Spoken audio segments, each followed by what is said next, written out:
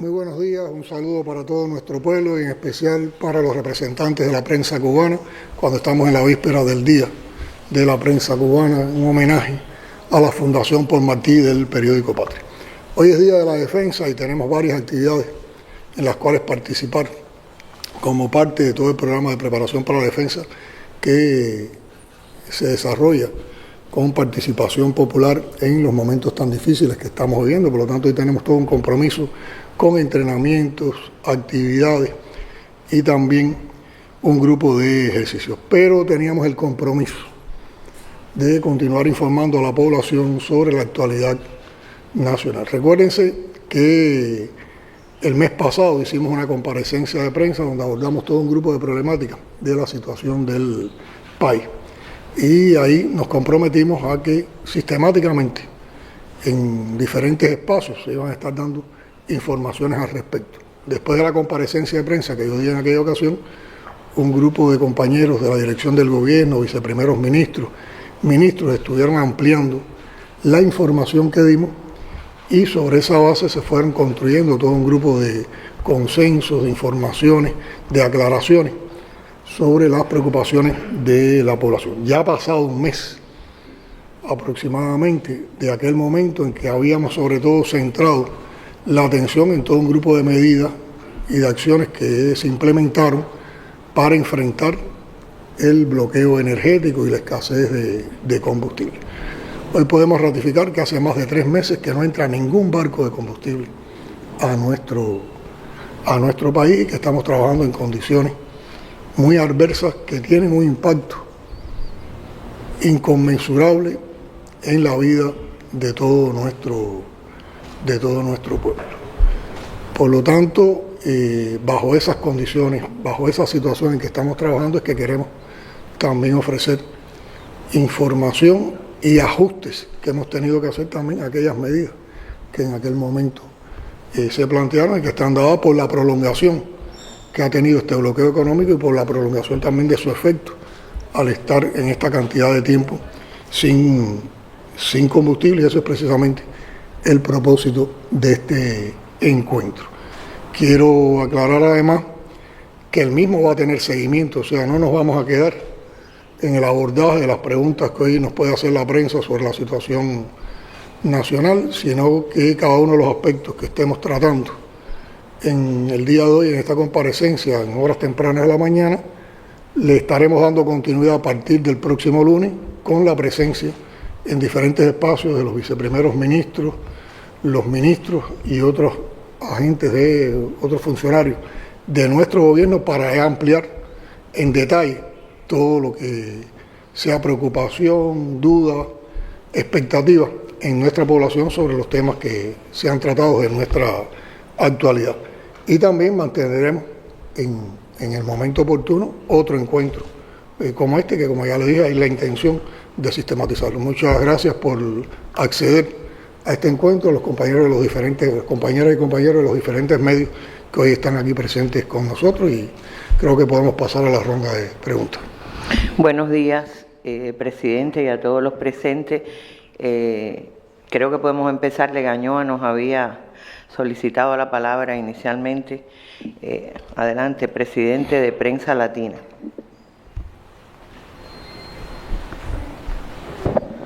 Muy buenos días, presidente. Muchas gracias de nuevo por este intercambio con la prensa.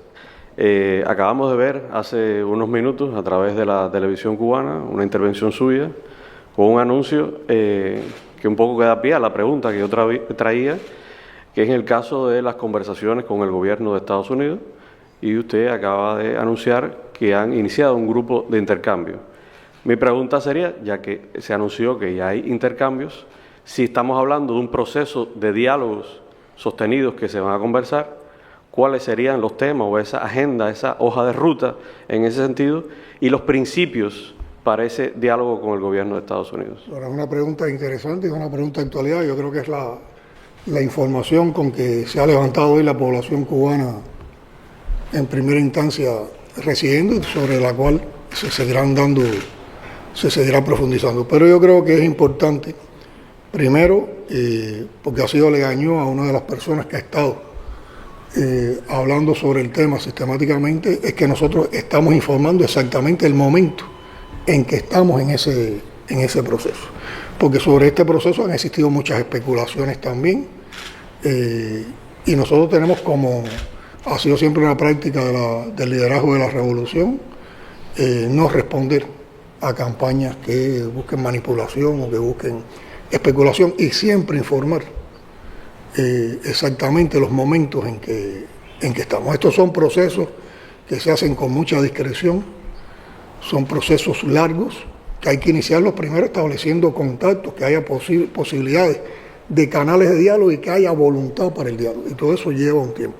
Y a partir de eso entonces que se van construyendo agendas, se entran en negociaciones, se entran en conversaciones y se llegan a acuerdos, cosas de las cuales todavía estamos alejados, porque estamos en las fases iniciales de ese proceso. Yo creo que la respuesta a Legañón está precisamente en lo que explicamos ayer. En lo que explicamos ayer en una reunión que sesionó en composición del Buró Político, el Secretariado y el Comité Ejecutivo del Consejo de Ministros, donde estuvimos evaluando el estado actual de las relaciones entre Cuba y Estados Unidos, y yo como conclusión informé lo que hoy apareció en la prensa, y ahí están las respuestas a estos elementos que plantea Legañón. Por lo tanto yo voy a ratificar que en correspondencia con la política consistente que siempre ha presentado la Revolución Cubana, bajo la dirección del general de ejército como líder histórico de nuestra revolución y la mía, y colegiado con las principales instancias del partido, el gobierno y el Estado cubano, funcionarios cubanos sostuvieron recientemente conversaciones con representantes del gobierno de los Estados Unidos para buscar por la vía del diálogo la posible solución a las diferencias bilaterales que existen entre nuestras dos naciones. Estos intercambios han sido favorecidos por actores internacionales.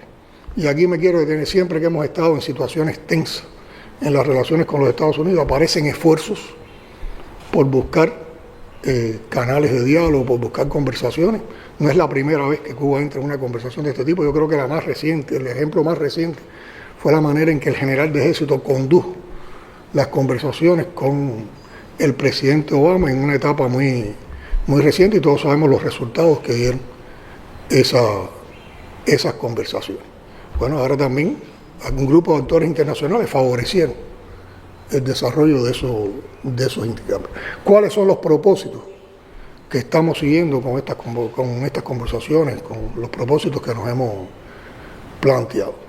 Bueno, en primer lugar, determinar cuáles son los problemas bilaterales que necesitan solución. En segundo lugar, cuáles serían las vías para solucionar esos problemas. Y en tercer lugar, determinar si hay voluntad para concretar por ambas partes acciones en beneficio de nuestros pueblos. Esto implica encontrar áreas de cooperación con las cuales podamos enfrentar las amenazas y garantizar la seguridad y la paz de ambos países, y además la seguridad y la paz en nuestra región.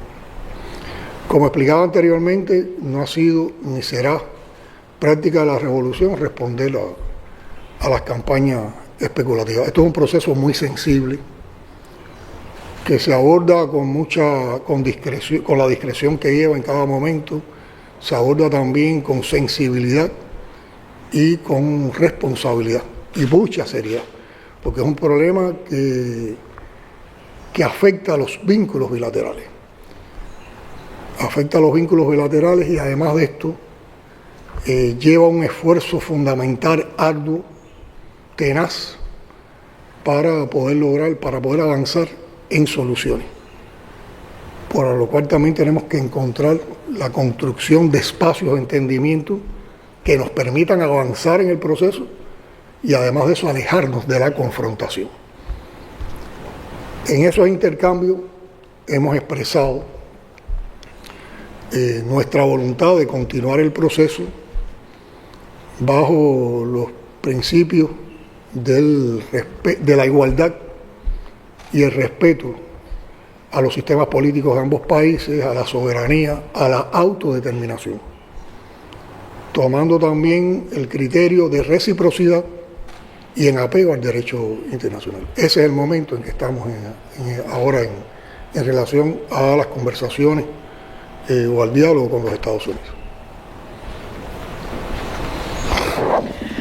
Randy Alonso, Ideas Multimedia.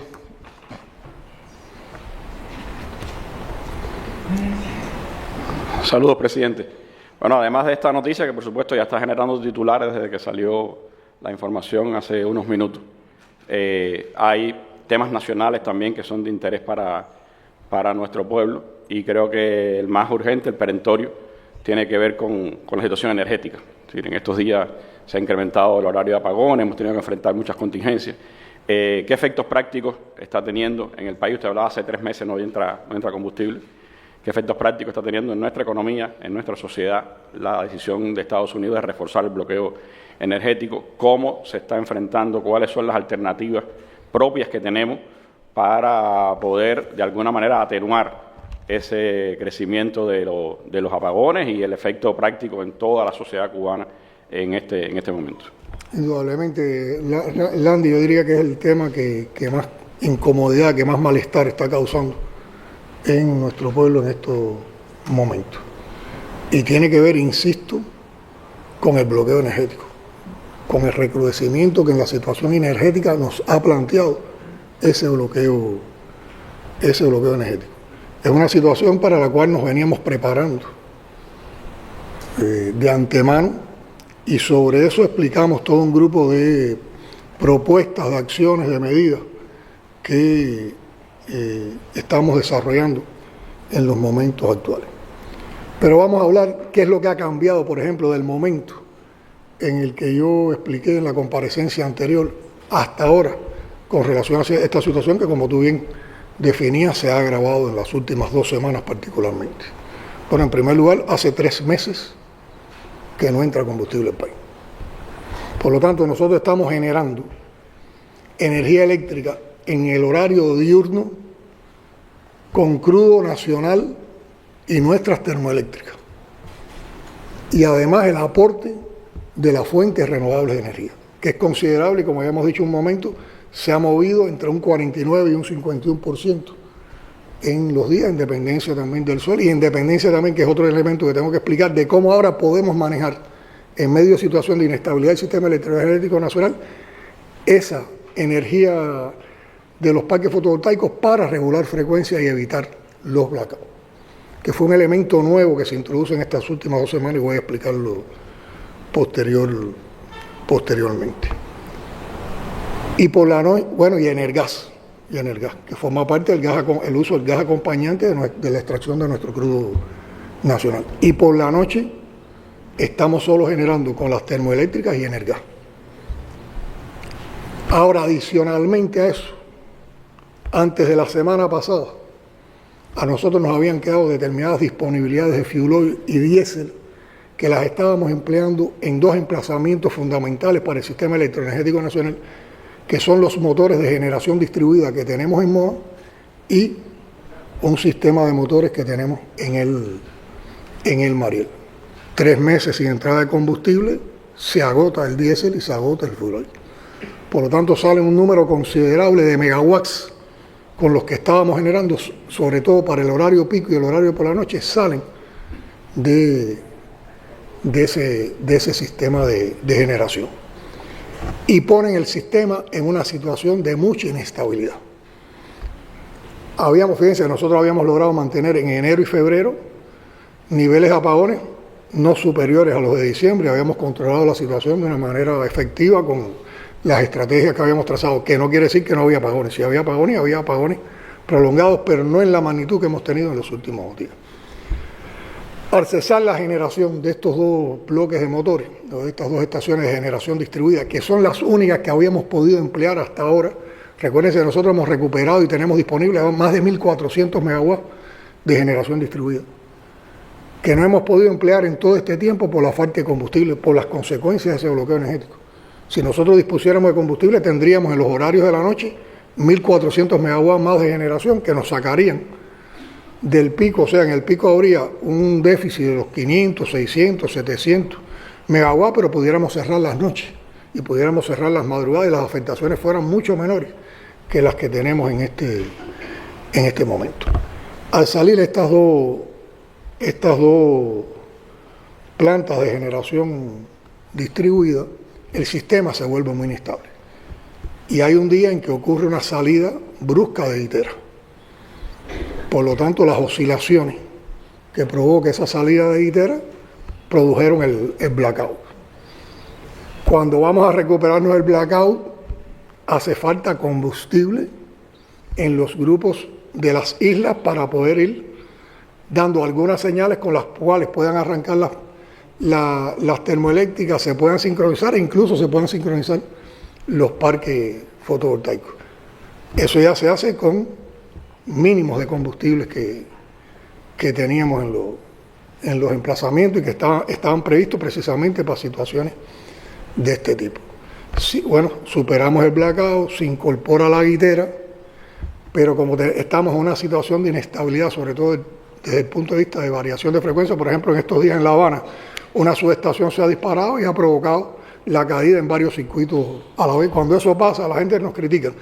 No, pero ¿por qué no son capaces de repartir el apagón? No, lo que pasa es que el apagón se incrementa por situaciones que no estaban planificadas y llega a dimensiones tan altas que a esa hora es muy difícil estar, porque cada vez que hay conmutación tienes el riesgo entonces de producir también oscilaciones. Y en medio de toda esa madeja de adversidad, de complejidad, es que se mueve esa situación y esas decisiones sobre la situación eléctrica. Entonces, en una situación como esta, inestabilidad, no podemos aprovechar en el día incluso toda la potencia o toda la energía que generan los parques fotovoltaicos, porque hay que regular con más o menos conexión de los parques fotovoltaicos la frecuencia del sistema electroenergético nacional para evitar que haya otro blackout.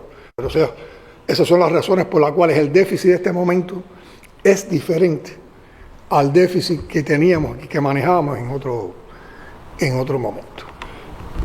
Alrededor de esto, el impacto es tremendo. El impacto, se manifiesta de manera más brutal en estos temas de energía. Aquí hemos tenido circuitos en municipios, porque el problema no es solo La Habana. En provincia hemos tenido circuitos en poblados, en comunidades con más de 30 horas de apagón. Eso provoca una irritabilidad, un malestar, una angustia tremenda en la población, porque además impacta en todo lo otro. Nos impacta directamente en el abasto de agua, en el bombeo de agua. Entonces ya son dos cosas muy, muy vitales en una vivienda, en una familia, en la vida de una familia, actuando a la vez. Pero nos impacta en la vitalidad de los servicios de producción y también en brindar servicios a la población.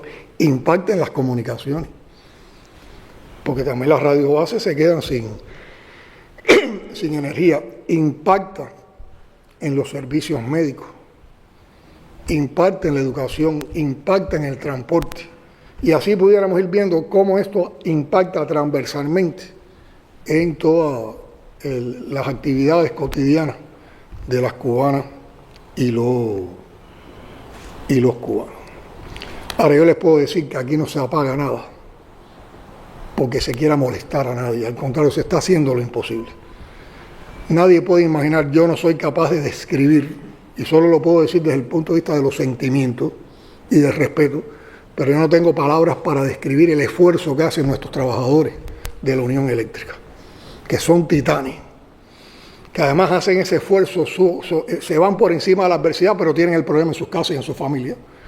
Y muchas veces cuando hay 30 o 40 horas de apagón en una de sus comunidades, afectada a una de sus familias, ellos llevan más de 40 horas trabajando sin descansar en una termoeléctrica o en un parque fotovoltaico o buscando solución a una problemática. Por eso, y no lo cuestiono en los términos de no entender el malestar, pero sí molesta o lo lamento que haya personas que en medio de este malestar, que los reconocemos que es legítimo, su respuesta sea a injuriar a la revolución, a injuriar al gobierno o a injuriar a la institución eléctrica, porque la culpa no es del gobierno, la culpa no es de la revolución, la culpa no es de nuestro sistema electroenergético nacional.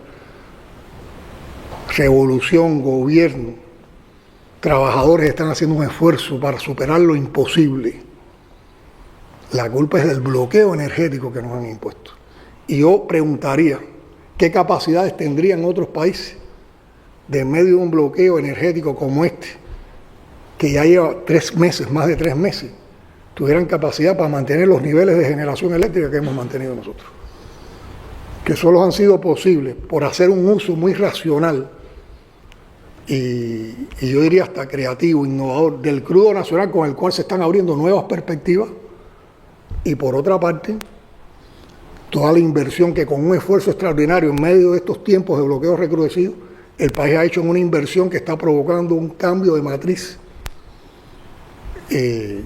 energética visible, porque también, como expliqué la otra vez, si no hubiéramos tenido los 1000 megawatts de energía fotovoltaica en estos tiempos, ¿qué estuviera pasando en el día y cómo estuviéramos saltando de un blackout a otro blackout y las afectaciones fueran mayores? Y esas son las razones que explican la diferencia entre lo que ha pasado en las últimas semanas. Estamos hablando de esa realidad, estamos hablando de esa complejidad, pero yo también quiero hablar de lo que estamos haciendo y por dónde van las luces, comprendiendo que todo no tiene una solución inmediata, pero hay soluciones. De hecho, ya hay soluciones, que lo que pasa es que la magnitud del problema es tan grande que no se ven en toda su dimensión y en todo su aporte, y aquí traigo algunos datos. Pero quiero detenerme en un tema para que vean la perversidad que hay con este bloqueo energético. En estos momentos en el país hay decenas de miles de personas esperando por una operación quirúrgica que no se puede desarrollar por la falta de electricidad. Yo creo que en días pasados el ministro de Salud Pública dio datos muy relevantes. Pero en esas decenas de miles hay una parte importante de niños que están esperando una intervención quirúrgica por las afectaciones que tiene nuestro sistema electroenergético y por nuestro sistema de salud por este bloqueo energético. Y sin embargo el país vive, el país está organizado, Estado fallido, un Estado fallido que enfrenta todas estas situaciones y que busca resolver, que busca además avanzar. Yo no recuerdo si fue ayer o tal vez antes, un artículo que se publicó en Cuba Debate de una periodista de Rosana, que reconociendo la complejidad también hablaba de las cosas hermosas que pasan. Susana, ¿no? Susana, de las cosas hermosas que pasan en este país todos los días. Los niños yendo a la escuela, la manera en que se atiende a un paciente en un hospital que está en una enfermedad compleja. El esfuerzo, nosotros estamos siguiendo todos los meses el trabajo de las provincias. Y ya estamos haciendo el segundo corte, estamos haciendo ya en estos momentos el corte de lo que ha sucedido en las provincias y de cómo las provincias han ido desarrollando sus estrategias con cierre de febrero. Compañeros, la cantidad de soluciones que se encuentran, la manera en que se está organizando la vida para el pan, para dar ofertas de gastronomía, ofertas de comida a la población, la manera en que con todas estas limitaciones se está trabajando en el campo cubano para producir más alimentos, la manera en que se han organizado las transportaciones del personal de la salud, la manera en que se está conduciendo el curso escolar tanto en la educación como en la educación superior. Pero como decía Susana, pero también entonces el fin de semana voy a un espectáculo cultural del más altísimo nivel en mi país. Esas son nuestras realidades, esas son también las expresiones de que nosotros tenemos un pueblo que actúa con resistencia creativa, que eso nos mantiene unidos y que en esa unidad también hay una potencialidad tremenda para enfrentar esta situación.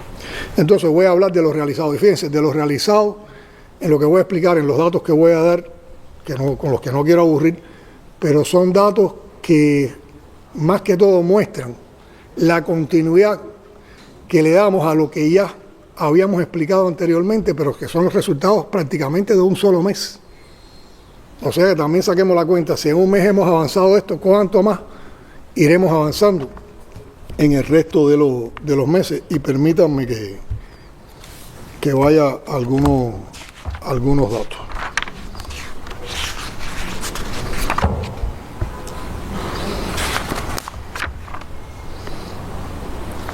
Bueno, crece la explotación de nuevos pozos para incrementar la producción nacional de petróleo y de gas acompañante. Y en los 2 primeros meses del año se sobrecumplieron los planes de producción de petróleo y gas acompañante. Y con eso hemos detenido una tendencia que venía ocurriendo en el país de que cerramos el año 2025 disminuyendo e incumpliendo los planes de producción de gas y de petróleo nacional.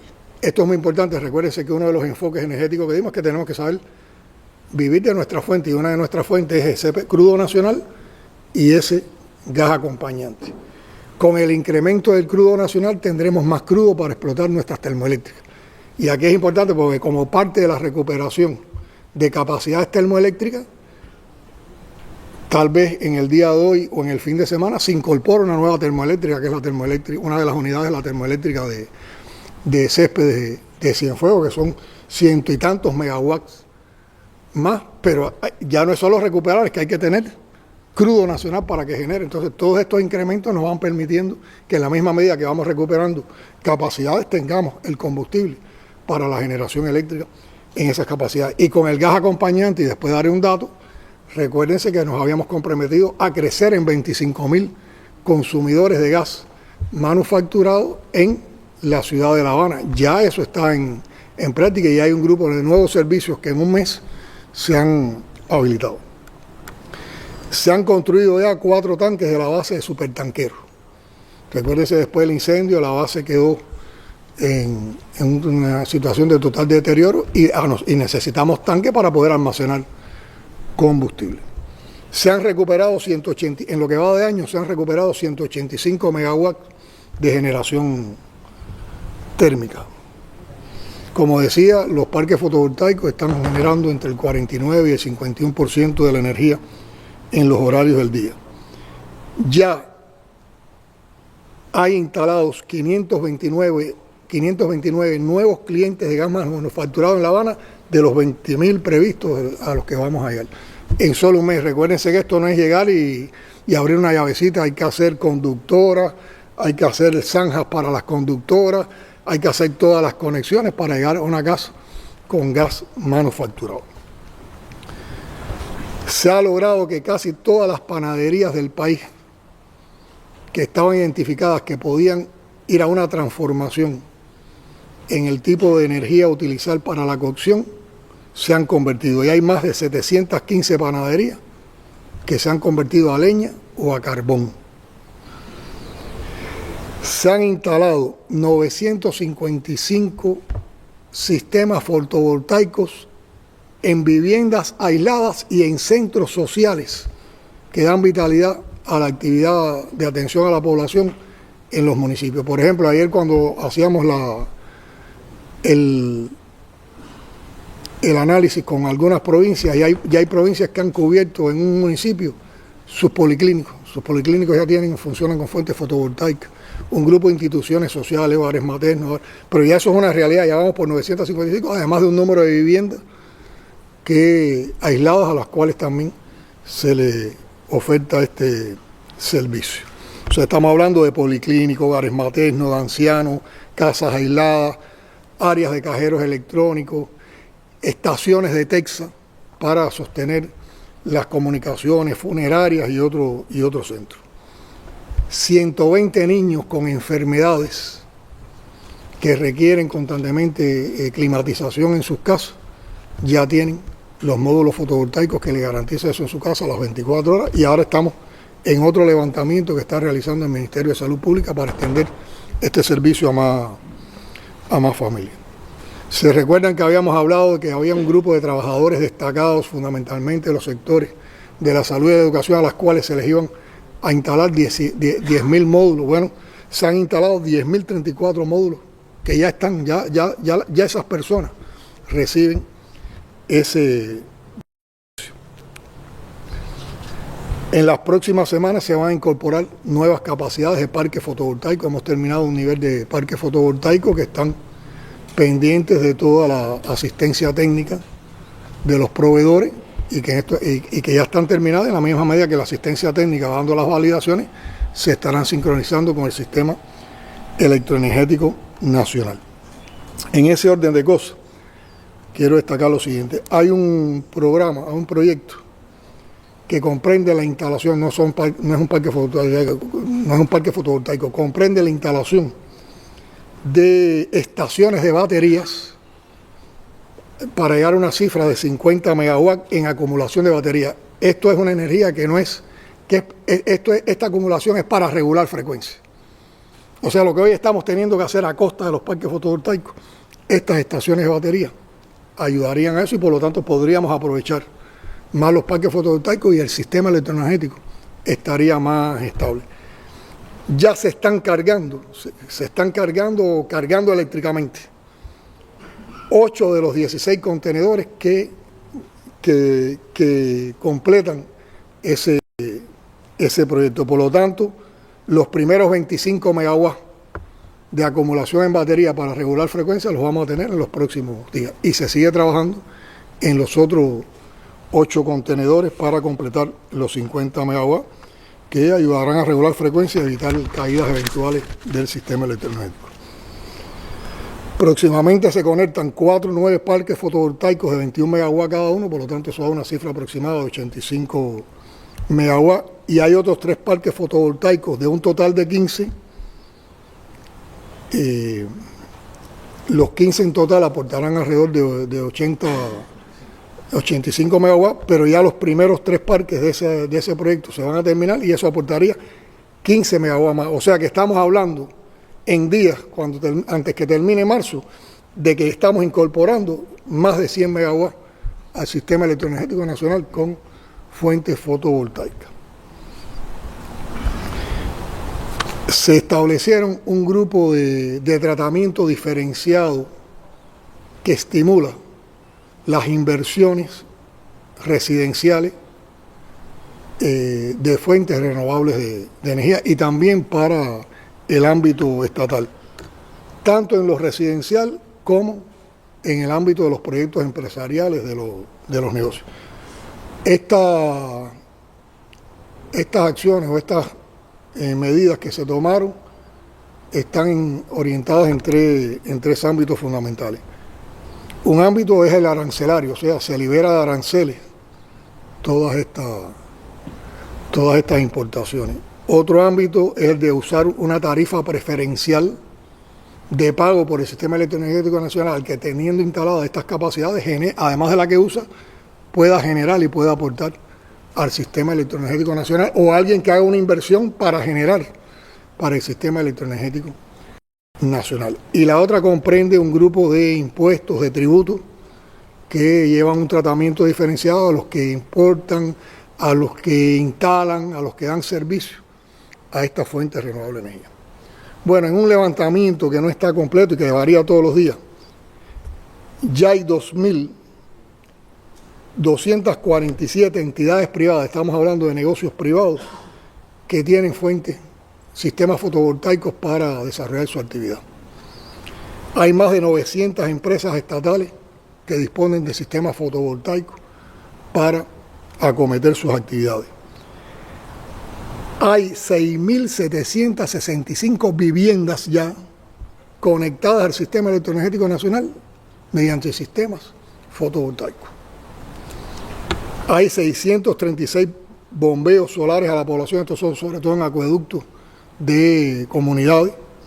Hay 462 bombeos solares para el riego en la agricultura, y a la misma vez se están haciendo inversiones en la rama de las hidroeléctricas y en la energía eólica, y posiblemente cuando termine el año nosotros tendremos un nuevo parque eólico en Herradura, en la provincia de Las Tunas. Estaremos recuperando capacidades eólicas en los parques de Jibara, y también estaremos conectando nuevas hidroeléctricas. En el área de la transportación eléctrica, ustedes saben que se está potenciando la la movilidad eléctrica y la creación de electrosolineras. Bueno, en el país hay más de 2.665 vehículos eléctricos.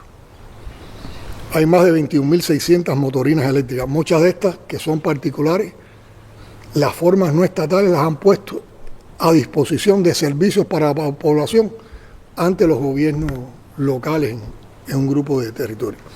Ya hay más de 42 estaciones de carga para este parque.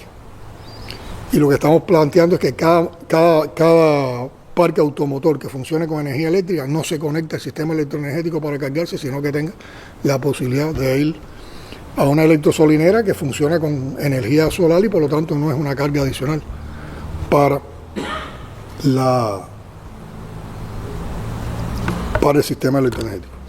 Ayer el primer ministro, quiero explicar que también con nosotros están compartiendo este encuentro varios miembros del Buró Político, el primer ministro Marrero, el miembro del Buró Político Ojeda, nuestros ministros de las Fuerzas Armadas Revolucionarias, el Ministerio del Interior, nuestro canciller y también un grupo de compañeros, los viceprimeros ministros y miembros del Comité Ejecutivo del Consejo de Ministros, que son varios de los compañeros que van a dar explicaciones, dándole continuidad a todos estos temas la próxima semana junto a un grupo de ministros.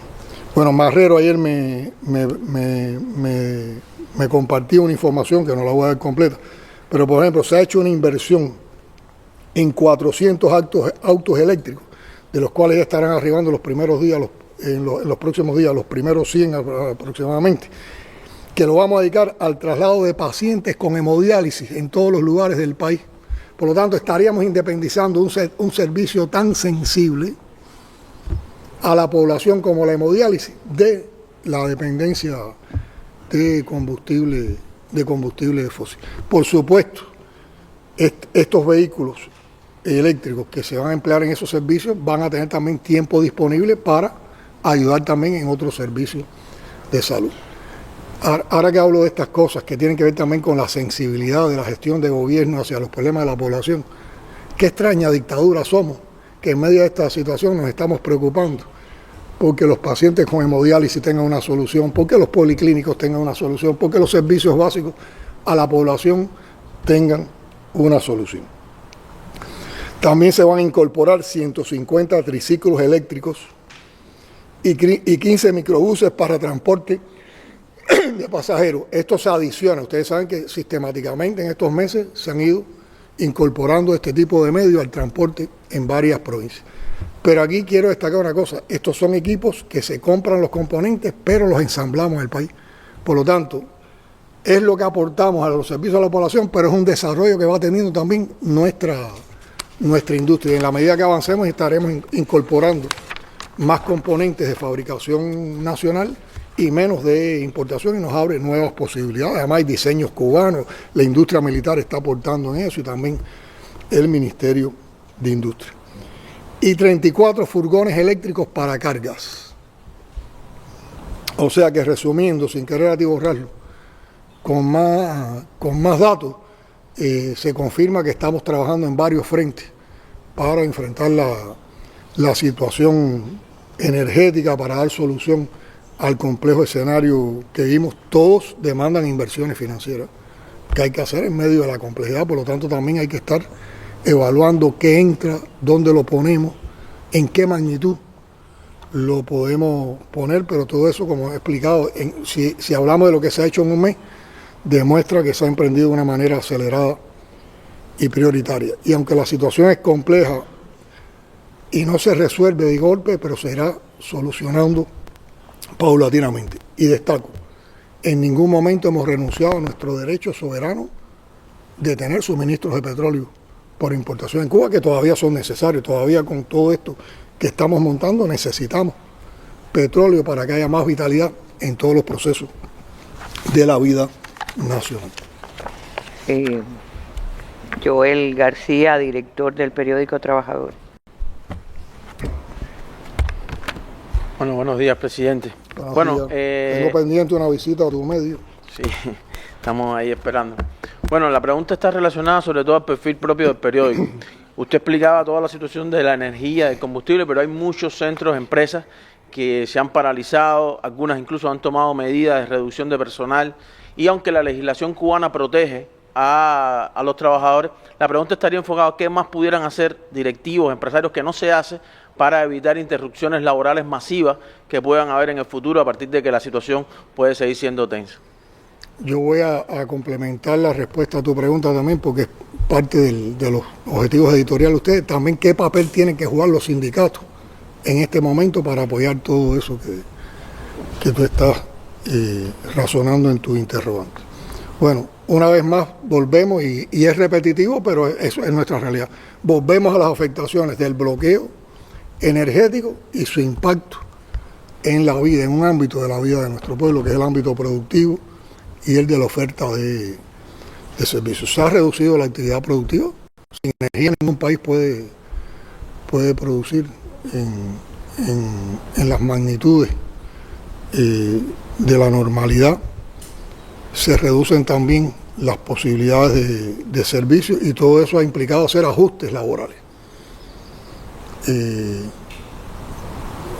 Si hay cambios de labor, hay determinados niveles de interrupción en los trabajadores, hay reubicaciones laborales, y todo eso provoca afectaciones desde el punto de vista laboral y desde el punto de vista salarial a una masa importante de nuestros trabajadores, de nuestra familia. Un principio que tenemos que compartir todos, desde la gestión del gobierno, desde la actividad política del partido, de la actividad sindical y de la actividad administrativa, es que buscamos, ante todo, defendemos la protección laboral y la protección salarial de nuestros trabajadores. Y yo sigo insistiendo, lo he compartido con los compañeros del movimiento obrero, también con los compañeros de la dirección del partido del gobierno, con las provincias, insistir en que más que ir a la interrupción, tratemos de adaptarnos y busquemos la reubicación laboral o el cambio de labor, porque hay mucho que hacer. Y por ejemplo, hay mucho que hacer en las comunidades, hay mucho trabajo que hacer en las comunidades. Y en las propias comunidades hay procesos que son necesarios atender, que son necesarios que vayan a otro nivel de soluciones, que teniendo esa masa de trabajadores hoy, no tanto en el escenario laboral normal que son sus fábricas, sus entidades, sino más tiempo en las comunidades, con ellos podríamos organizar proyectos comunitarios o avanzar en los que ya existen. Podemos potenciar el sistema productivo local, sobre todo la producción de alimentos a nivel de las comunidades, la atención a los vulnerables, la recogida de desechos sólidos, proyectos creativos en función de la población con la cantidad de personal profesional que tiene preparación, digamos, pedagógica, metodológica por sus conocimientos, que pueda apoyar a los procesos educativos que hoy están centrados en la comunidad, en el municipio, en los centros municipales de la educación superior. Es mucho lo que podemos hacer. Y es mejor que todos, aunque nos tengamos que reubicar, aunque tengamos que cambiar de labor, estemos aportando, no nos desmovilicemos, no estemos esperando que otros hagan lo que nosotros podemos hacer, y estemos aportando.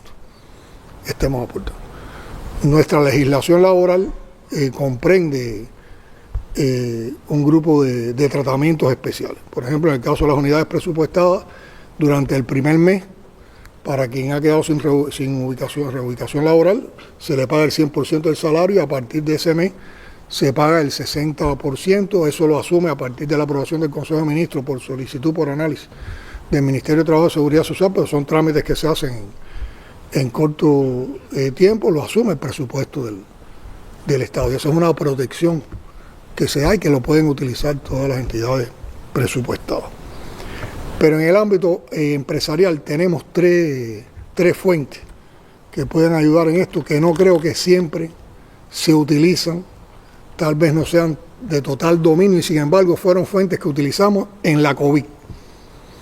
Una de ellas son las reservas para contingencia que crean las empresas, se puede utilizar en estos casos.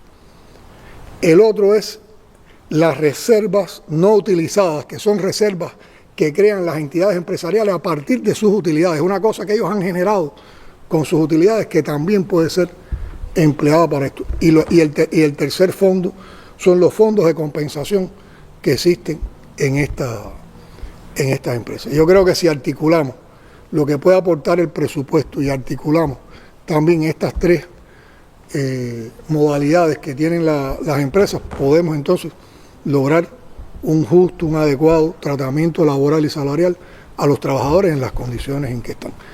Y entonces yo diría, con ese mismo sentido de que la gente hoy están, que nuestro pueblo, que nuestros trabajadores, están más tiempo en otros escenarios de labor que no son los tradicionales, el sindicato tiene que actualizarse en su función. El sindicato hoy tiene que estar más que en la fábrica, en esos espacios donde están reubicados sus trabajadores. El sindicato tiene que estar atendiendo y defendiendo ese tratamiento laboral y salarial con voluntad de solución en esos espacios donde van a estar más los trabajadores. Y yo insisto mucho en el ámbito comunitario. Si nosotros aprovechamos esa masa de trabajadores, que además son vecinos, entre los cuales hay toda una empatía y toda una posibilidad en la solución de problemas que tenemos en lo local, en la comunidad, en el municipio, yo creo que podemos dar un salto importante en todo un grupo de actividades en medio de la situación tan complicada que tenemos. Y no tenemos a nadie parado, no tenemos a nadie movilizado, no tenemos a nadie sin estar dando un aporte a nuestra sociedad. Y eso también, esa participación y esa capacidad de adaptarnos, da unidad. Y en la unidad está la razón de todas nuestras victorias, de todo lo que podemos avanzar en todos nuestros empeños. Pero lleva un análisis exhaustivo, un análisis comprometido, un análisis responsable por los que dirigen las entidades presupuestadas, por los que dirigen las empresas y también por el movimiento sindical. Raciel Guanche, Juventud Rebelde. Saludos, presidente. Las universidades cubanas, en medio de este contexto, también han tenido que transformarse, ¿no?, para culminar su proceso docente. Sin embargo, ha habido estudiantes que han tenido preocupación también con el tema, ¿no?, para terminar lo que es el semestre docente. Mi pregunta concreta es, bueno, si se ha evaluado desde la dirección del país este tema y, bueno, qué se piensa hacer ahora en lo adelante. Es algo que ha estado muy presente en estos días en las redes sociales. Vuelvo de nuevo a las causas de los problemas. Impacto del bloqueo energético en nuestro sistema educacional, tanto en la educación general como en la educación superior. Cómo funciona un centro escolar, cómo funciona una universidad con apagones, sin combustible para el traslado de profesores y estudiantes, con déficit de alimentación, sin poder desplegar todas las potencialidades que en los procesos de aprendizaje, enseñanza-aprendizaje, nos proporciona el uso de las tecnologías de la información. Todo eso lo afecta a este bloqueo energético. Ahora que vamos a rendirnos, parar el curso escolar, no dar alternativas, no dar soluciones. Bueno, yo creo que de manera muy creativa, tanto el Ministerio de Educación como el Ministerio de Educación Superior tomaron un grupo de medidas cuando el primer ministro Marrero convocó al gobierno a un grupo de acciones para enfrentar en un primer mes todas las limitaciones que íbamos a tener con los déficits de combustible, y hubo que reorientar el diseño curricular de la actividad educacional, tanto en la educación general como en la educación superior. En el caso de la educación superior se fue también a variantes de semipresencialidad que no son nuevas, porque incluso nosotros tenemos cursos que en tiempos normales, como son los cursos para trabajadores, trabajan en condiciones de semipresencialidad. Yo diría que lo creativo del uso de esta semipresencialidad es que se volcó a un escenario comunitario, y lo empato con la respuesta con relación a los obreros. ¿Cómo en el escenario comunitario podemos trabajar también desde el punto de vista educacional? Y aquí también tiene que ver mucho cómo se insertan los estudiantes en la comunidad, cómo se continúa el curso desde la comunidad, que eso no es solo el papel de los estudiantes. Y también el sacrificio, el esfuerzo de los estudiantes tiene que ver mucho también con los profesores. Porque los profesores entonces tienen que ir más a la comunidad, tienen que atender de manera más directa al estudiante, que se transforma en la relación profesor-estudiante que hay en un aula con un escenario que es el escenario comunitario, que es el de los centros de producción de la comunidad, que es el CUM, el Centro Universitario Municipal, o que son las aulas o las instalaciones que en la comunidad se ponen a disposición de los estudiantes. Y en ese sentido se ha trabajado. Llevamos un mes en esa situación. Todo no ha salido bien.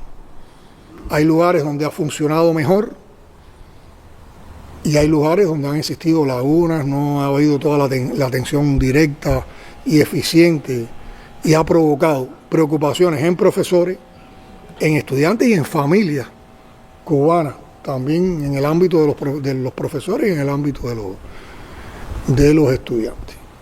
¿Y qué se ha hecho? Discutir, evaluar, dialogar, atender preocupaciones, atender quejas, atender insatisfacciones y oír propuestas, escuchar propuestas que están haciendo tanto profesores como estudiantes, como también familiares.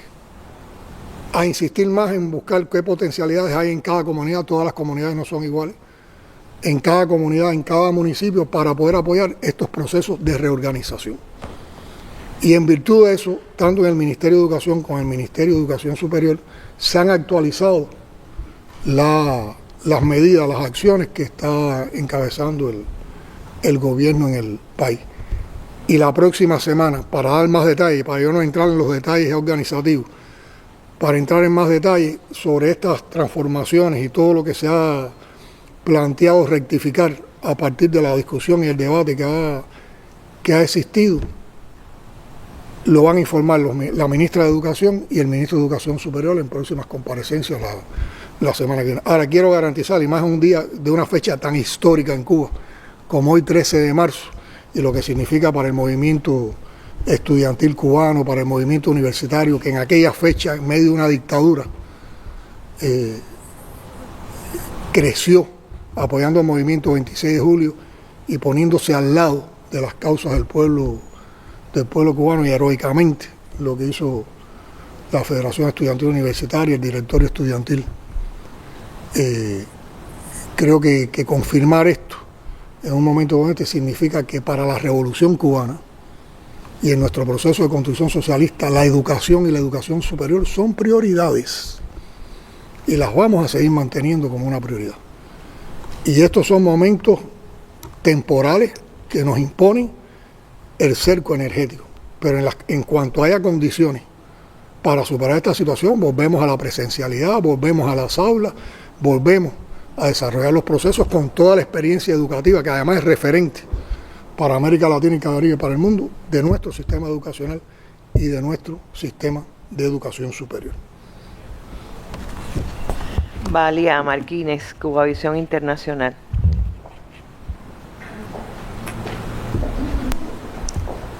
Buenos días, presidente. Buenos días. En este diálogo que usted sostiene hoy con la prensa, nos gustaría particularizar en un tema, y es el papel de los connacionales en el exterior.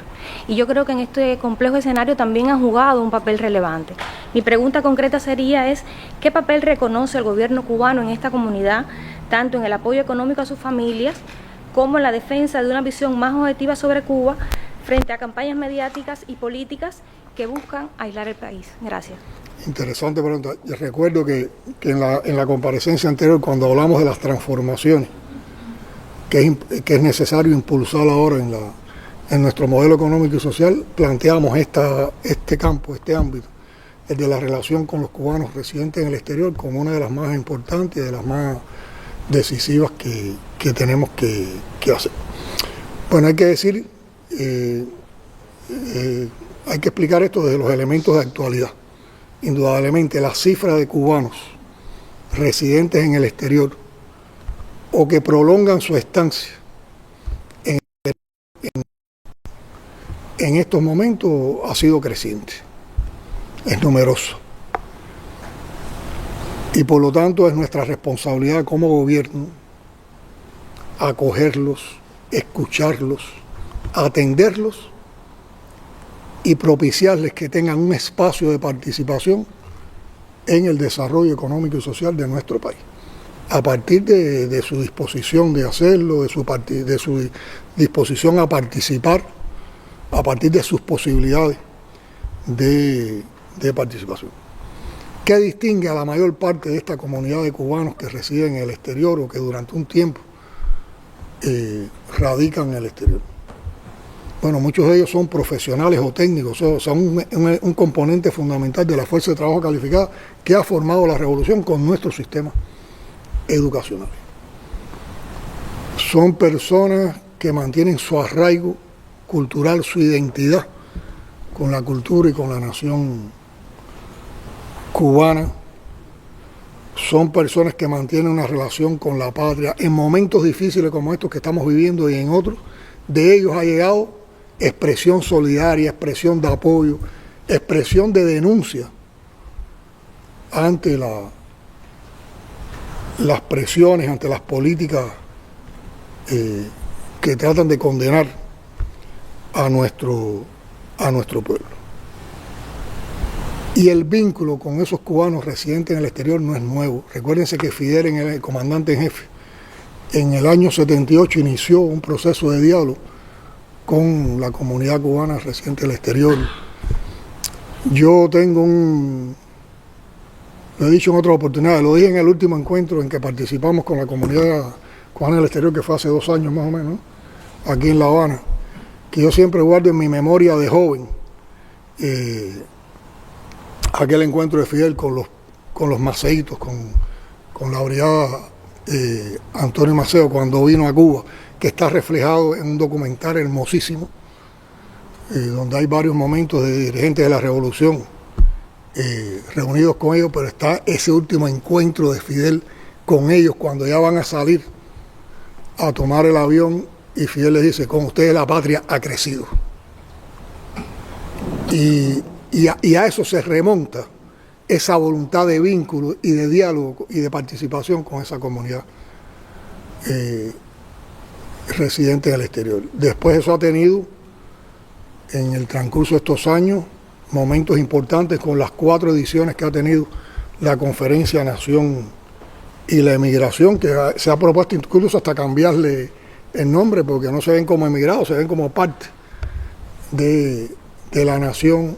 Hay que decir que los principales dirigentes de la revolución, en las visitas de trabajo que han realizado en los últimos tiempos a diferentes países, siempre buscamos un espacio para reunirnos con los cubanos que residen en esos países, para escucharlos, para compartir con ellos lo que se está viviendo, incluso para que ellos planteen sus propuestas y sus preocupaciones. En el último año ha habido una actividad intensa que a través de la dirección del Ministerio de Relaciones Exteriores y a través del Ministerio de Comercio Exterior, que atienden a los cubanos residentes en el exterior, ha existido mucho vínculo. Se han producido varios encuentros en países, varios encuentros por zonas, por regiones del mundo, donde ellos han planteado y han explicado preocupaciones, limitaciones, aspiraciones, han hecho propuestas y han planteado lo que ellos consideran trabas para poder ellos aportar más en el país. Y con todo eso hicimos un registro, hicimos un dossier de todas esas formulaciones. Hay que decir también que se han hecho encuentros sectoriales. Por ejemplo, se desarrolla un evento de pedagogía en el país. Vienen como parte de los delegados a participar en ese evento cubanos residentes en el exterior de la rama pedagógica y se hace un encuentro pedagógico con cubanos residentes en el exterior. Hay un evento industrial o una feria de negocios con los cubanos de ese sector, se hacen encuentros. Y eso también nos ha dado mucha información al respecto. Recientemente, con un procesamiento que hubo de los resultados de todos esos encuentros,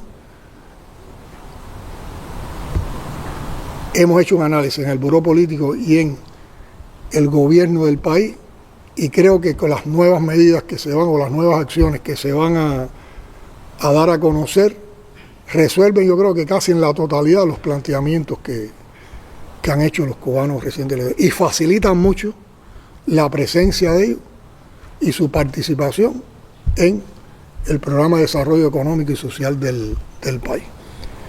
esas medidas, esas acciones, esas reflexiones que hemos hecho y todo lo que vamos a implementar, el viceprimer ministro Oscar, que es además, se desempeña además como ministro de Comercio Exterior, el lunes, en una comparecencia que no sé si será en la mesa redonda o en otro espacio, va a explicar detalladamente todo lo que se ha avanzado en materia de la atención en virtud de lo que tú preguntabas con relación a los cubanos residentes del exterior, pero yo creo que hemos construido una plataforma que permite una participación más activa, menos cargada de burocracia, de trámites, más flexible, incluso con cosas muy novedosas que no las voy a adelantar y que voy a dejar que Oscar sea el que los explique en la comparecencia que tendrá el próximo lunes. Oscar, planifícate el lunes, pues no me puedes hacer quedar mal ahora. Así que si tenían otra fecha, la ponen el lunes. Norlan Rosendo, director de la Agencia Cubana de Noticias. Buenos días, presidente, a usted y a todos los que nos acompañan en esta comparecencia de prensa. A pesar del escenario tan complicado para aislar a nuestro país, en los últimos tiempos hemos recibido ayuda solidaria y la estamos recibiendo aún. Y quisiéramos saber cuál es la estrategia del gobierno cubano para distribuir esos recursos y los mecanismos de control para asegurar que lleguen a los destinos previstos. Bueno, vamos a hablar de actualidad y vamos a hablar también de antecedentes, de historia. La actualidad es que estamos recibiendo donaciones y sobre todo hay un país amigo, hermano, que se ha mostrado a una altura tremenda, que es México, encabezado por su presidenta Claudia Sheinbaum, que ha tenido una firmeza en la defensa a Cuba tremenda y que agradecemos y respetamos y cada vez admiramos más, y bueno, de otros países.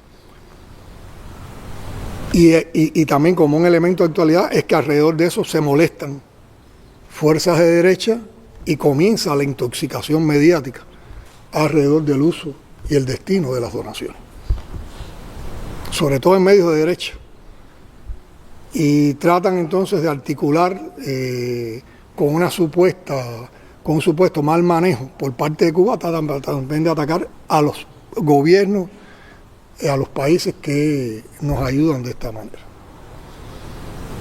La ética de la revolución es tan grande y hay una experiencia que demuestra una ética indestructible en cómo se asumen las donaciones, en cómo se distribuyen, que aplasta cualquier campaña de intoxicación mediática. No hay campaña de intoxicación mediática que pueda contra esa ética. Se estalla contra esa ética. Y eso lo sabe, ¿quién lo tiene más claro que nadie? El pueblo, que es el destinatario de las donaciones que nos hacen los países amigos, las organizaciones solidarias. Entonces, vamos a hablar de historia. Hay una larga historia, hay una larga experiencia de la manera en que organismos internacionales, proyectos de cooperación, instituciones, organizaciones de solidaridad con Cuba, gobiernos, amigos de la solidaridad, hacen donaciones al país en una variedad tremenda de modalidades. Pero el país también tiene organizado un sistema de planificación, de distribución, de control y una enorme experiencia en cómo tramitar estas donaciones. A nosotros nos llegan donaciones de todo tipo y ante circunstancias distintas. Llegan donaciones de emergencia o de ayuda en situaciones tan complejas como las que estamos viviendo. Llegan donaciones en momentos de emergencia como los ciclones o determinada catástrofe natural. Llegan donaciones por voluntad de amigos de la solidaridad que quieren ayudar en determinado, por el compromiso que hacen cuando vienen y visitan Cuba y ven que en un sector o en un centro de salud o en una escuela falta algo y lo quieren donar. Vienen como parte de proyectos de cooperación que tenemos con determinados organismos, vienen como parte del trabajo que desarrollan importantes agencias como el Programa Mundial de Alimentos y el Fondo de las Naciones Unidas para el Desarrollo, el PNUD. ¿Qué se toma en cuenta cuando nos hacen las donaciones? Bueno, lo primero que nosotros respetamos es el propósito de la donación por parte del donante. Si los donantes dicen, yo quiero que estas libretas lleguen a tal escuela, esas libretas van para tal escuela. Si el donante donó un equipo de bombeo de agua solar para una comunidad, eso va para esa comunidad. Hay otros donantes que no plantean un propósito, digamos, puntual, sino un propósito más general. Bueno, yo dono estos kits de sistemas fotovoltaicos para policlínicos del país. El país, ¿qué hace? Analiza dónde hay las mayores necesidades y le propone al donante. Te proponemos que se prioricen con esta donación tuya tales policlínicos del país y se cumple con el objetivo de esa donación. O sea, de esa manera vamos interactuando. Y hay otros que son más generales, que envían cosas de donación y que nos permiten que nosotros, con criterios de país, a partir de prioridades, generalmente se orientan hacia los vulnerables, hacia instituciones que dan servicio social como los hogares maternos, las casas de abuelos, las casas para niños sin amparo de familia, y para instituciones de salud, educación u otras, las distribuimos de esa manera. Lo que se da para la población, por ejemplo, en alimentos, nunca se ha cobrado. Se da de manera gratuita y muchas veces ha formado parte de lo que hemos entregado por la canasta en esos meses en un lugar, pero sin cobrarla porque es una donación. O sea que el país no le saca ningún provecho económico, o sea, el provecho es social porque nos ayuda, pero no se le hace nada lucrativo a la donación. Se anuncia con enorme transparencia hacia dónde van las donaciones. Si es un alimento, se anota en la libreta de abastecimiento. Hay una constancia a nivel familiar de que se le dio tanto en una donación. Está en el registro de consumidores por el MinSIN. Los trabajadores sociales participan activamente en la entrega de donaciones en las comunidades. Y hay todo un sistema de auditorías, desde la Fiscalía, la Contraloría, los propios sistemas de control interno de las instituciones que están implicadas en la donación, para que haya total transparencia y total limpieza y ninguna duda con esas donaciones. Y díganme qué caso de desvío de donaciones, de qué caso de desvío de donaciones se puede hablar en Cuba. Busquen en la historia de todo este momento de qué podemos hablar. ¿Quién puede argumentar un desvío? ¿Quién puede argumentar una actitud corrupta ante una donación a nivel de Estado, a nivel de gobierno? Pero digo más, las instituciones, muchas de esas instituciones que participan con nosotros, como la Cruz Roja, el PNUD y el PMA, tienen representantes en Cuba, y esos representantes, que además son muy activos, que comprenden mucho la situación del pueblo cubano, constantemente visitan los lugares hacia donde son dirigidos y comprueban en el terreno el destino de esas donaciones, y siempre han mostrado mucha satisfacción por la seriedad con que se trabaja en ese sentido. Y también las embajadas, las representaciones de otros países con las embajadas, cuando ahí vienen donaciones por determinados proyectos gubernamentales, determinados proyectos institucionales, las embajadas también visitan los lugares y observan en situ y se les da toda la información referente a esas donaciones. Incluso siempre alentamos que cuando hay una visita de alguien de un país que tiene que ver con alguna de las donaciones, se les propone dentro del programa de visita que visite el lugar para el cual hubo una donación con la que él puede estar implicado, de la cual él puede llevar una información. O sea que hay una limpieza y una transparencia total. En este caso, que fue más reciente y que por la televisión, por los medios de prensa se estaba dando, incluso puntualmente a nivel de bodega, lo que llegó para las familias cubanas por parte de la Ayuda Generosa de México, la Embajada de México ha estado también visitando los lugares y ha formado parte de toda la comprobación del destino que han tenido. Tomaron la foto de un producto mexicano. Nosotros tenemos una relación comercial con México también, que no es solo de donaciones. Y hay entidades nuestras que han importado determinados productos a México y que se venden en otro tipo de cosas que no tienen que ver nada con la donación. Pero enseguida, por eso es intoxicación, porque es basada en la mentira, en la calumnia y buscando, como se dice, la quinta pata del gato, para desacreditar, para molestar, para desunir, para confundir. Pero se los digo, la ética con que trabaja la Revolución Cubana, con que trabaja nuestro gobierno, esas donaciones, es muy dura y contiene cualquier intento de intoxicación mediática. Lady María Labrador de Granma.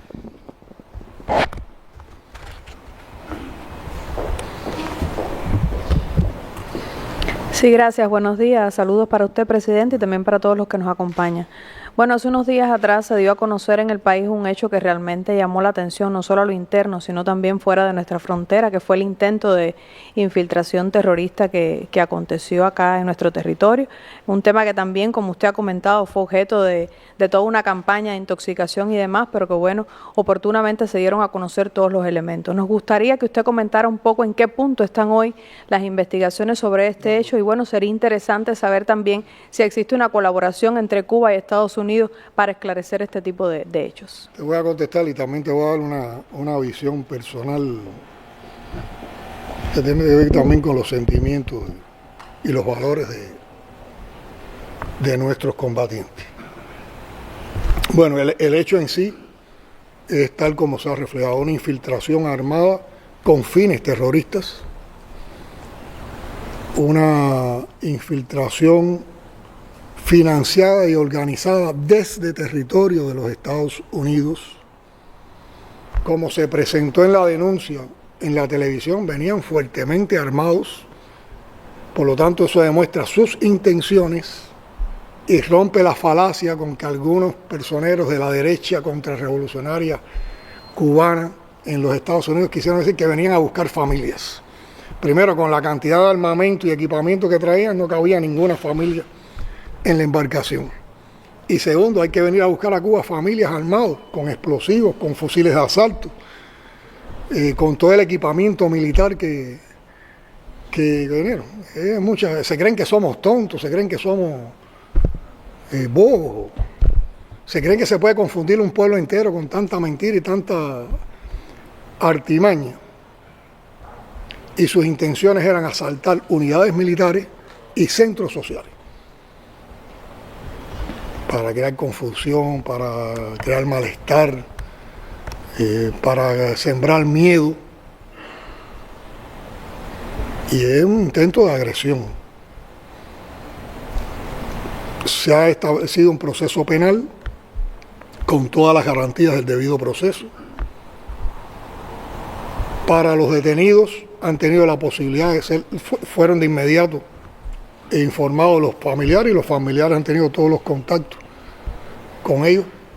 Para los heridos han tenido toda la atención médica, han agradecido la atención médica y además de eso los familiares han podido interactuar con ellos. Para los fallecidos también se les comunicó oportunamente a los familiares reconocieron los cadáveres y han estado implicados en todos los trámites que tienen que ver con el tratamiento de sus cadáveres. Hay solo un trámite que por un problema familiar no se ha ejecutado de disposición familiar. Pero muy importante, en las investigaciones todos han reconocido su participación, todos han reconocido que dispararon y fueron ellos los primeros que dispararon contra nuestra embarcación de guardacosta, el Servicio de Guardafrontera. Han aportado detalles muy interesantes que se irán dando a conocer en la misma medida que sigan avanzando las investigaciones, de quién los reclutó, quién los preparó, quién los organizó, dónde hicieron su entrenamiento, quién los financió. Y han dado los nombres de las personas, de los lugares, de las intenciones, de lo que le propusieron, de lo que se pretendía.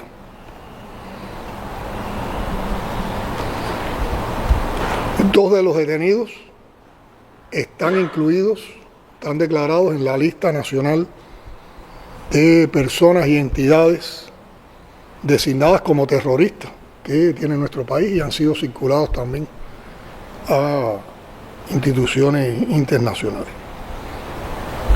Y por supuesto, oportunamente, se le brindó información de esto a las contrapartes de Estados Unidos.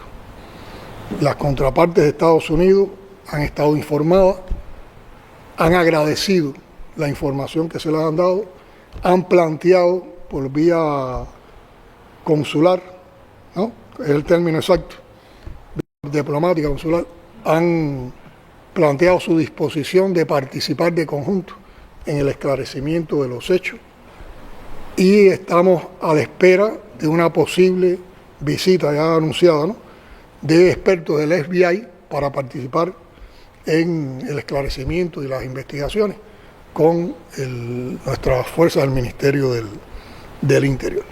Por lo tanto, sí hay una información y hay una cooperación con las contrapartes norteamericanas y estamos a la espera de una visita de un grupo de expertos del FBI para seguir avanzando en esta investigación. A los 2 días de producirse la infiltración, junto con el ministro del Interior, compañero Lázaro, visitamos en la institución de salud donde se está atendiendo al comandante de la nave cubana. Un hombre joven, formado por nuestra revolución en los órganos del Ministerio del Interior, con una larga trayectoria en las tropas guardafronteras. Lo conocí anteriormente porque es de Villa Clara, es de Corralillo. Nosotros no quisimos ir desde el primer momento, ni hicimos público ese encuentro, porque estábamos visitando por solidaridad, por compañerismo, por apoyo a un combatiente que estaba herido. No queríamos molestar ni hacer de eso algo mediático. Y vamos a visitar a una persona herida por la metralla de un invasor que venían dispuestos a matar. Compañeros, ese hombre, su familia, su madre, su esposa, son de una familia muy humilde. Su mamá es médico, ¿no?, doctora, su esposa es maestra.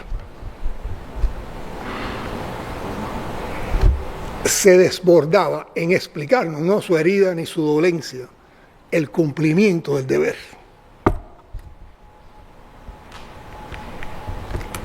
Y uno trataba de preguntarle cómo te sientes, te duele, el cumplimiento del deber. Y nos narró cómo fue herido, cómo se mantuvo al timón, al mando de la nave, y cuando ya las fuerzas no le alcanzaban, le pidió a uno de sus compañeros que tomara el mando de la operación. Se tuvo que acostar, estaba sangrando totalmente, debilitado, y oía todo el desarrollo. Y un orgullo tremendo por haber frustrado esa infiltración, por haberle evitado al pueblo cubano un dolor si esas personas lograban desembarcar y lograban cumplir sus propósitos. Y digo estas cosas porque son muchas las lecciones que hay en este país, en estos tiempos difíciles. La de nuestros 32 compañeros caídos en combate en Venezuela. La de estos 5 combatientes del Ministerio del Interior de las tropas guardafronteras que contuvieron una infiltración que los duplicaba en personas, para no hablar de lo que de manera multiplicada su armamento. Y del orgullo de este oficial cubano por el cumplimiento del deber y su compromiso con el pueblo, su valor, su honestidad y su comportamiento cubano, cubanísimo, que se va por encima de cualquier otra conducta y otro comportamiento. Esas son de las cosas también que fortalecen convicciones, que nos enaltecen en tiempos tan duros, y aprovecho para compartirlo porque es un sentimiento que tenemos Lázaro y yo, que lo vivimos ahí, que no lo habíamos dicho, pero yo creo que es bueno que se conozca cómo son nuestra gente, porque nuestra gente tienen rostros, tienen nombres, tienen familia, tienen historias, y ojalá un día, en algún momento, cuando él tenga más recuperación, Cuando se entienda, la prensa también puede hacer un trabajo, pero sobre todo de historia de vida con un compañero como ese, que es también una expresión y un ejemplo de lo que se multiplica en miles de combatientes de nuestras Fuerzas Armadas Revolucionarias y del Ministerio del Interior. Y bueno, también ya que estamos hablando de infiltraciones y de planes enemigos, han sido detenidos también, como se ha anunciado, 10 ciudadanos panameños que también están siendo procesados con un proceso con todas las garantías para él mismo, que han tenido contacto con sus familiares y que han tenido atención consular y una visita del embajador de Panamá en Cuba, y que está en marcha una investigación donde también han reconocido su culpabilidad y también han dado información de quién los reclutó, bajo qué circunstancias, con qué propósitos, en los lugares. Han dado los nombres de las personas y todo eso también está en investigación y forma parte de la denuncia que se está haciendo alrededor de ese tema. Bueno, usted hablaba del 13 de marzo, aquí está Radio Reloj también, que tiene un día histórico. Joanny Eduardo, en representación de la emisora Radio Reloj. Buenos días, presidente. Buenos días. El gobierno de Ecuador recientemente declaró al personal de nuestra embajada en ese país no grato. Hubo una cumbre que a las claras busca revivir la política de Estados Unidos y la OEA para lograr el aislamiento de Cuba. Mi pregunta es, ¿cuál es la posición del gobierno revolucionario para enfrentar, es decir, frente a esta nueva agresión del gobierno estadounidense? Gracias. A ver, vamos a evaluar el contexto. ¿Qué es lo que distingue a Cuba? Algo de lo que distingue a Cuba ante el mundo. ¿Qué distingue a Cuba en sus relaciones con el mundo? ¿Qué es lo que ofrece Cuba al mundo? Un vínculo amplio, activo, amistoso, de cooperación y de solidaridad. Eso es lo que marca las relaciones de Cuba con el resto del mundo. Y nosotros somos un país que tiene relaciones diplomáticas con la mayoría de los países del mundo. Pero además un vínculo amplio de pueblo a pueblo, con amigos en todo el mundo. Cuba ha cooperado con el desarrollo de países, con programas gubernamentales, donde los cubanos y las cubanas han estado desarrollando misiones. Hay un reconocimiento altísimo del papel que han jugado, y están todas las historias de nuestras misiones médicas, educativas, de constructores, de trabajadores.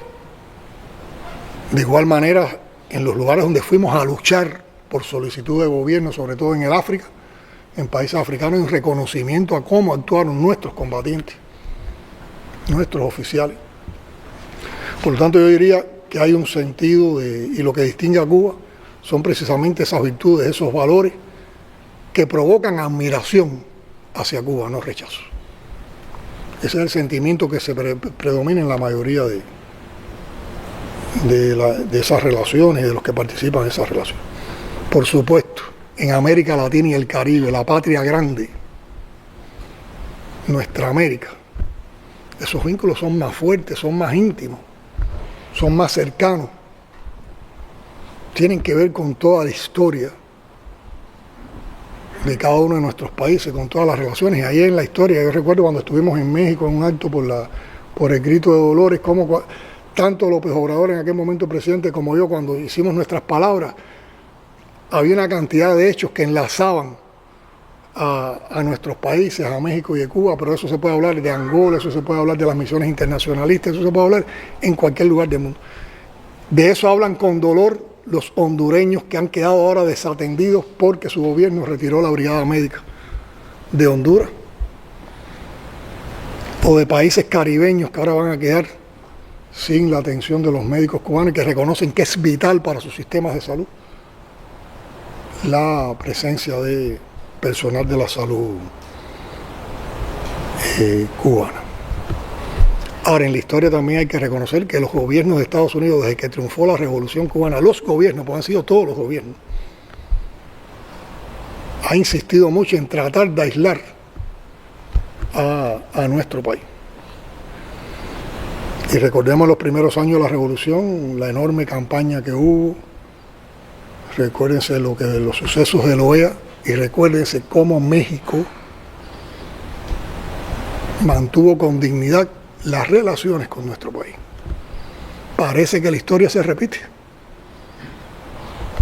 Se vuelve a tejer una campaña de aislamiento de Cuba y hay quienes no se doblegan y vuelve el México solidario y hermano a estar al lado de Cuba. Y otro elemento que es devalorativo. No es lo mismo las relaciones entre gobiernos que las relaciones entre pueblos. Puede haber un gobierno como este que se menciona en la interrogante, que sucumbe ante las presiones que le hace otro gobierno y que por tener un gesto, que es un gesto de lacayismo, no sé si la palabra es correcta, la expulsión de la misión diplomática, sin ninguna justificación, sin ningún argumento, violando todo el derecho internacional, las convenciones de Viena y todas estas cosas. Pero la amistad entre el pueblo cubano y el pueblo ecuatoriano es histórica y es indestructible, como es indestructible la relación entre el pueblo cubano y los pueblos de América Latina y el Caribe. Y esa no la puede destruir la decisión de ningún gobierno. Y los pueblos saben de qué lado está la razón. Por lo tanto, va a seguir existiendo una relación entrañable entre los ecuatorianos y los cubanos, y más temprano que tarde, esas relaciones se recomponen.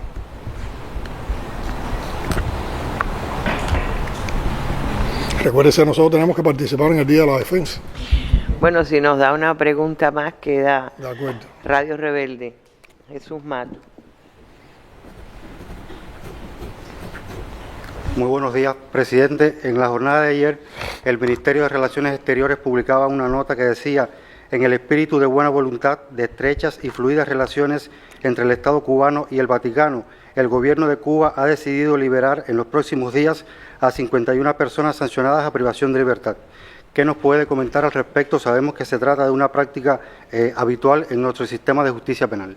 Debía contestarle a Bruno. Es una práctica soberana, nadie nos las impone, la decidimos nosotros soberanamente, no es única, la hemos hecho en otros momentos. Incluso en la nota se dan datos de momentos en que hemos acudido a esa práctica.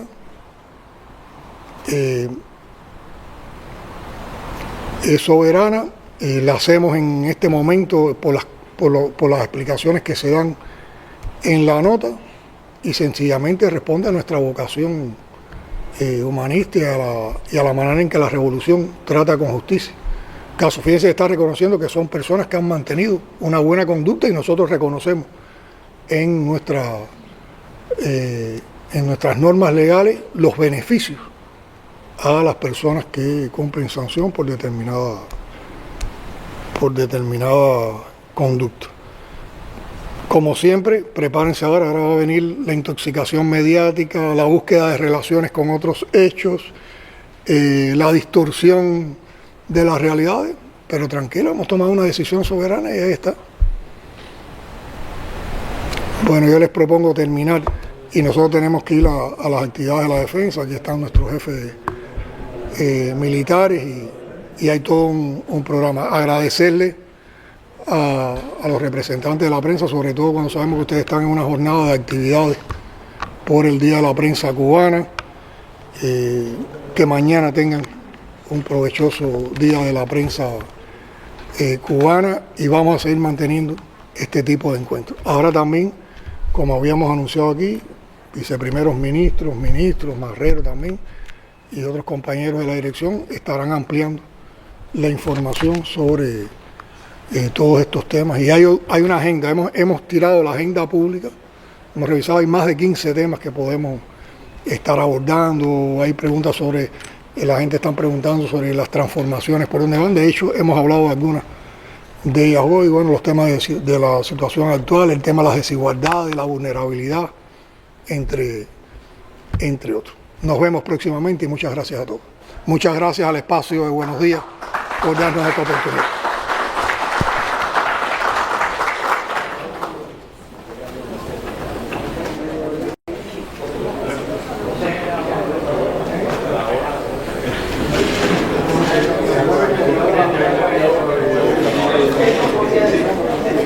que tenemos